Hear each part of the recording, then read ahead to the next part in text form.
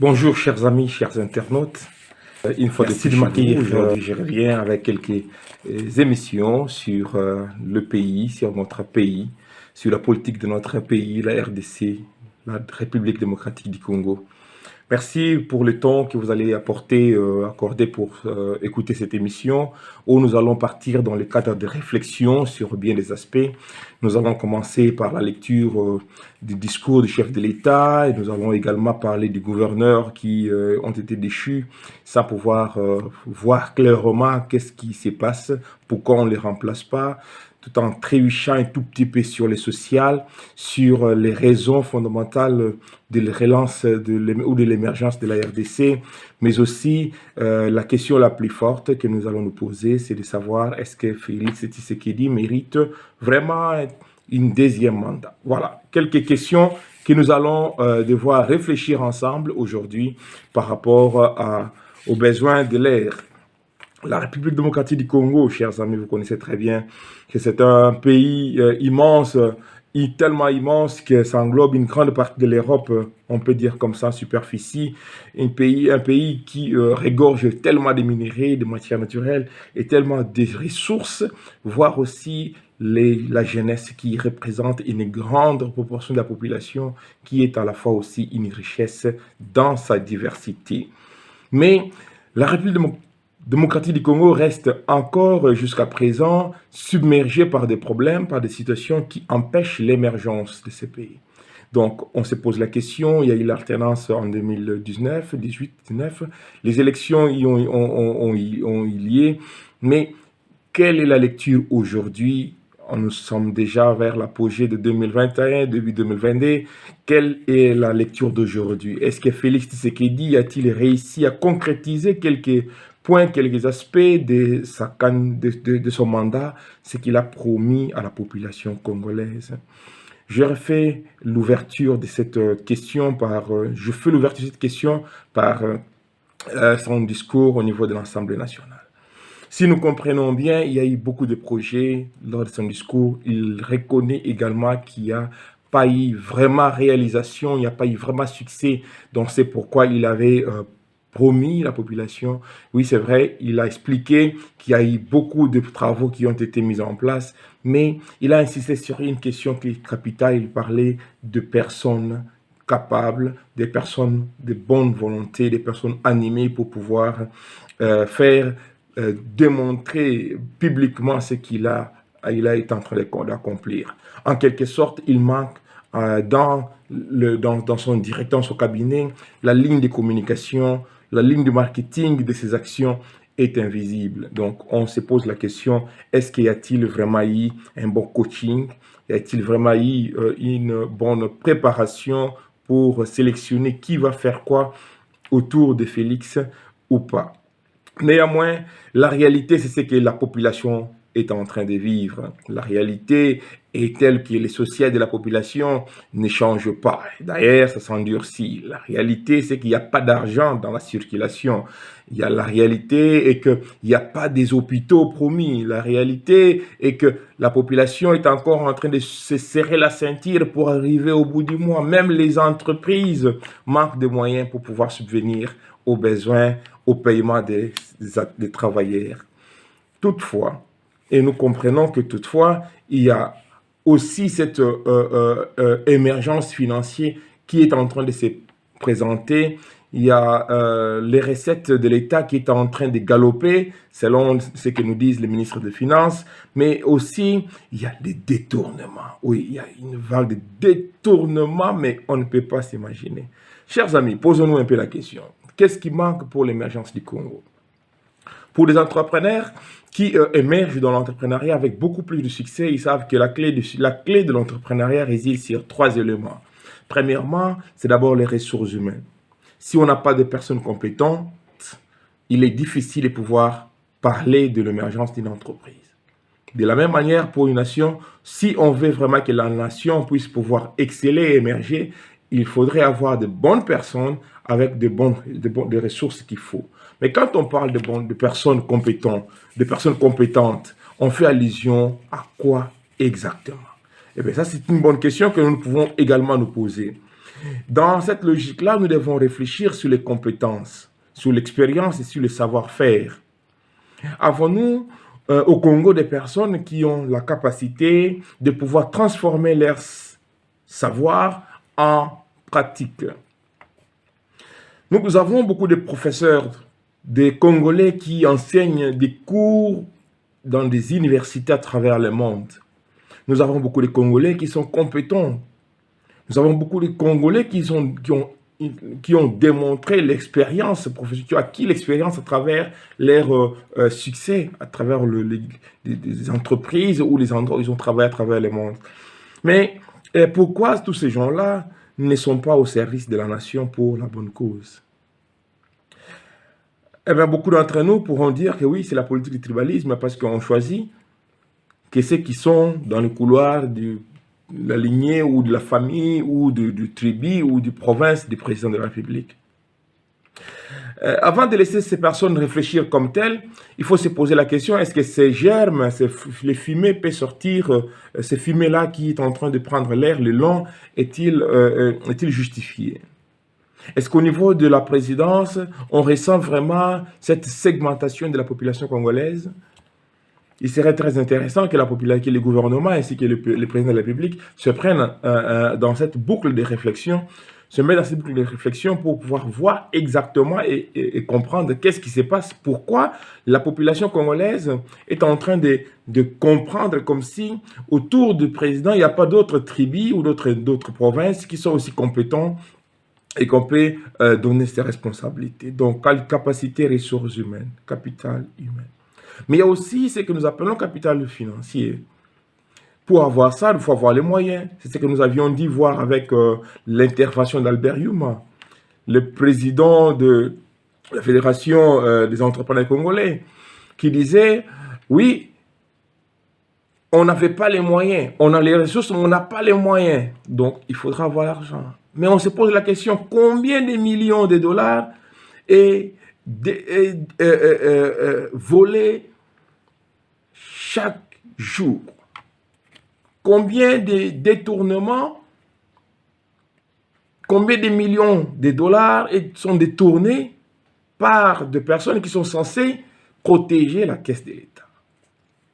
Cette question-là démontre qu'il y a vraiment les moyens, mais dommage, fort dommage, la justice n'agit pas correctement pour pouvoir mettre les verrous là où les voleurs sont en train de voler. Chose plus grave, c'est la libération, oui, bien entendu, de M. Kamere. Cette libération qui, pour d'autres, est triomphante, mais pour certaines tranches de la population, c'est vraiment une équation à se poser. Pourquoi a-t-il détourné? Y a-t-il pris des détournements? Pourquoi il a été condamné? Alors maintenant, il est libéré. Pourquoi alors on n'est pas libéré aussi les autres complices ou co-acteurs de ces détournements? Voilà. Toutes ces questions-là, ça montre que la fragilité du système juridique, judiciaire du Congo.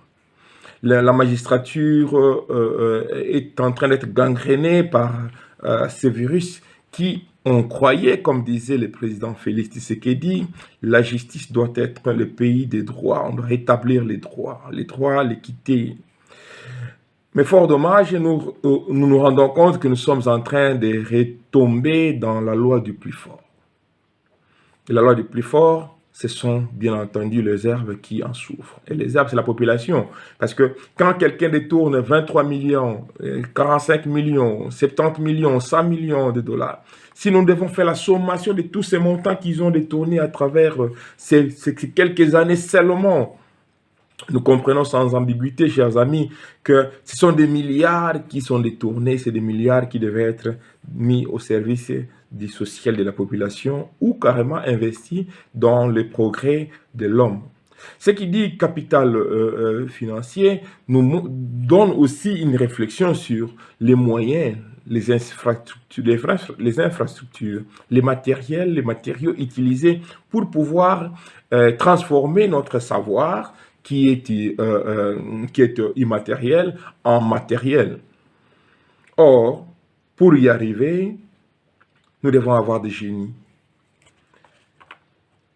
Les étudiants à l'heure actuelle en RDC, c'est les finalistes ou les professeurs ou tous ceux qui sont des spécialistes formés en République démocratique du Congo. Ils ont encore du mal à transformer les petits gestes nécessaires pour subvenir à leurs propres besoins. Ils se lancent dans l'informel ou carrément dans la facilité pour pouvoir vilipender les richesses du Congo. Je vais prendre l'exemple beaucoup plus facile.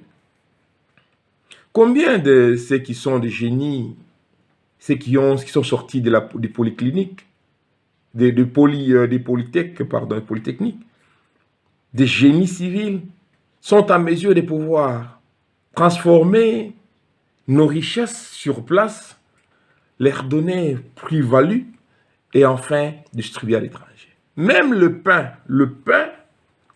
on doit avoir une entreprise de personnes venues d'ailleurs pour pouvoir produire et faire vendre le pain Victoire. Je cite les noms. Vous voyez à quel niveau la population congolaise se situe. Mais ce sont les premiers à pouvoir voler l'argent de l'État et venir investir à l'étranger ou investir à l'étranger. C'est fort dommage, mais c'est une réalité que nous devons sans doute dénoncer. Et ça, c'est au vu et au su de tout le monde. La justice congolaise est tellement méritée encore la confiance. Telle est la question que beaucoup d'entre nous doivent donc se poser, et les gouvernements en place, bien entendu, les autorités, sont mieux placés pour répondre à cette question. Est-ce que la justice congolaise est digne de confiance? Qui dit la justice est digne de confiance dit aussi les acteurs. Or, en République démocratique du Congo, nous avons plusieurs acteurs dans tous les niveaux. Parlons des gouverneurs. Chers amis, nous avons suivi la manière dont la plupart des motions de méfiance ont été prononcées au niveau des assemblées, à travers la au niveau de la République démocratique du Congo. La plupart des assemblées ont donc démontré qu'ils n'avaient pas confiance à leurs gouverneurs. Conséquence, ils ont été déchus de leurs responsabilités. Mais, fort dommage, jusqu'à l'heure actuelle, ils ne sont pas encore arrivés à pouvoir mettre d'autres personnes à la place. Parfois, c'est 2 ans déjà. On doit se poser la question, pourquoi nous ne sommes pas arrivés là? Eh bien, parce que beaucoup d'entre nous sont tellement émotionnels que nous oublions l'essence véritable de l'engagement que nous avons envers la population. Vous imaginez qu'un jour, on se réveille de beaux pieds ou de mauvais pieds et on passe à l'Assemblée nationale avec une motion de méfiance contre tel député ou tel gouverneur ou tel ministre. Et en fin de compte, il est déchu de responsabilités et il n'y a personne d'autre qui peut remplacer. Eh bien, on va nous dire, parce que la CENI n'est pas encore mise en place. Ça veut dire qu'il y a manque de planification, d'organisation. Et c'est le problème que nous retrouvons au niveau de la vie de la société la plus petite, qui est la famille, mais aussi dans les grandes familles, dans la communauté, dans l'ensemble des nations, dans l'ensemble des institutions et des organisations qui tiennent les piliers des nations. Manque de planification et d'organisation. Nous avions vu, il n'y a pas longtemps, on nous a parlé de conteneurs de poissons qui sont arrivés. Mais ces conteneurs de poissons, on n'avait pas planifié en avance. On n'avait pas des endroits pour les stocker. Et en conséquence, il y a eu des produits qui ont péri parce qu'il n'y avait pas d'électricité ou ce n'était pas congelé. Nous avons entendu les projets où vous faites les fameux slogans poulet, soso, béton et consorts. Mes chers amis, comment envisagez-vous répondre à un problème si on ne résout pas les causes causales des problèmes antérieurs? Eh bien, c'est là où je me dis, on ne saura jamais, nous ne serons pas en mesure de répondre réellement aux besoins de la population, aux besoins sociaux de la population, si nous ne réfléchissons pas sur les techniques de la planification appropriée, sur les mécanismes de l'acheminement des produits, sur les techniques de préparation des commandes en amont, sur les lieux de stockage, sur la gestion des crises et bien sûr sur les assurances. Parce que si c'est un produit qui n'est pas assuré et que vous l'avez obtenu, eh bien voilà, c'est vous qui êtes perdant. Donc, la République démocratique du Congo a des mots et des mots, on peut dire comme ça, que nous avons tous à pouvoir relever. Oui, d'autres vont dire, mais c'est eux qui sont au pouvoir, qui doivent répondre à ces problèmes, ce n'est pas nous. J'aimerais répondre à cette question par cette réflexion qui est aussi simple. Pour devenir entrepreneur, il suffit d'avoir une idée, une vision, et suivre la vision. Mais une fois qu'on concrétise la vision, on engage des personnes. Ça veut dire que ce n'est plus l'État, c'est maintenant une organisation, une institution, une entreprise, quelque chose qui est mis en place. Eh bien, c'est ça, au fait, la logique de l'émergence. Si tout le monde pouvait sortir de l'informel et aller dans le formel, mais avec du sérieux, avec la maîtrise de ce que nous devons faire, j'ose croire que nous allons répondre vraiment aux problèmes des sociales sans pouvoir partir dans des logiques que le gouvernement nous impose. Bien entendu, chers amis, il y a beaucoup de questions qu'on doit se poser, entre autres également, est-ce que le Congo mérite les dirigeants qu'ils ont aujourd'hui? Nous tendons vers 2023. Nous, la population, nous serons appelés à voter, à choisir encore des élus. Posons-nous la question. Est-ce que nous allons choisir les mêmes personnes qui ont vilipendé des richesses du Congo parce que nous sommes proches avec eux, parce que nous avons des acquaintances d'ordre social, ethnique, d'autres provincial? Je ne sais pas. C'est ce qui m'amène dans cette réflexion sur la question, est-ce que Félix mérite-t-il encore une deuxième mandat? Il y a certainement des failles dans la préparation, des failles dans la ceinture du président. Et ça amène le président de la République à poser des actes dont, personnellement, j'ose croire que ce sont des actes qui ne sont pas mûris en amont. Un président de la République peut-il aller, pendant qu'il est encore en plein exercice de son pouvoir, se déclarer déjà candidat? Pourquoi est-il si pressé? Y a-t-il déjà un verdict en amont? Il se sent-il déjà menacé? Voilà, telles sont les questions que nous devons aujourd'hui nous poser. Le gouvernement ici de l'Union sacrée a démontré, chers amis, qu'il y a eu beaucoup de personnes qui sont juste des figurants, qui font l'ombre de l'autre. Le Premier ministre apparaît que quand peut-être il est intéressé lui-même à dire quelque chose. Mais on ne sent pas l'action du Premier ministre sur le terrain. On ne sent pas la pulsion, la force du Premier ministre dans ce qu'il a entrepris comme action. Un président de la République qui, en sortant, fait plus d'audimat que le Premier ministre, qui a majoritairement le pouvoir de l'exécutif, parce que c'est lui qui est redevable au niveau de l'Assemblée nationale.